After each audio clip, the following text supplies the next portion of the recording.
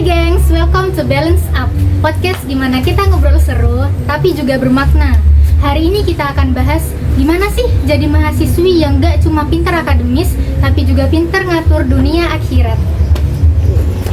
Aku Sofi, ditemani dua teman deket aku nih, ada Angel dan Tutus dari Prodi 1 Pendidikan Tata Busana. Hai semuanya.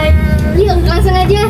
Pertanyaan buat kalian nih, sebagai mahasiswa yang super sibuk, gimana sih cara kalian buat ngatur waktu buat ibadah wajib dan sunnah? Aku biasanya pakai metode 5-minute rule.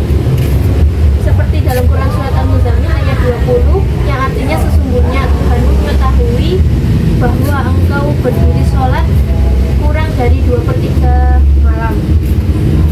Allah tuh tahu kesibukan kita, maka kita harus pintar-pintar banget untuk mengatur waktu dengan baik. Misal pas break antar kelas biasanya aku zikir dan mendengarkan murotal selama 5 menit. Kalau aku sih lebih ke integrasi, seperti di dalam Al-Quran surat Al-2 ayat 4 yang artinya yang sungguh yang kemudian akhirat itu lebih baik bagimu daripada yang permulaan di dunia. Jadi aku niat semua yang aku lakukan yang aku sibukkan saat ini untuk bekalku di akhirat nanti. Jadi aku misalnya suatu saat nanti sudah sukses, nantinya dengan apa yang aku usahakan saat ini, kesuksesanku itu bisa membawa pahala juga bagiku. Jadi imbang antara di dunia dan di akhirat nanti. Wah, keren banget. Aku jadi ingat salah satu hadis yang artinya barang siapa yang hari ini lebih baik dari kemarin, maka ia termasuk orang yang beruntung. Hadis riwayat Al-Hakim. Jadi aku berusaha buat evaluasi diri dengan ibadah. Biasanya pasang alarm buat ngingetin waktu sholat dan sebagainya, agar ibadah aku gak lalai, jadi aku gak merasa bersalah buat menjalani hari esok. Aku pengen tahu nih, apa sih tantangan terberat kalian untuk stay balance di tengah gaya hidup modern ini? Aku tuh lama banget. Jadi aku ingat di Al-Quran surat Al-Hasyr ayat 18 yang artinya dan bertakwalah kepada Allah, sesungguhnya Allah Maha mengetahui apa yang kita kerjakan. Jadi aku sadar Allah tahu usaha kita, jadi kita nggak perlu ikutin tren-tren yang lagi hype saat ini, seperti tren yang ada di TikTok, di IG, dan di YouTube, dan sosmed lainnya.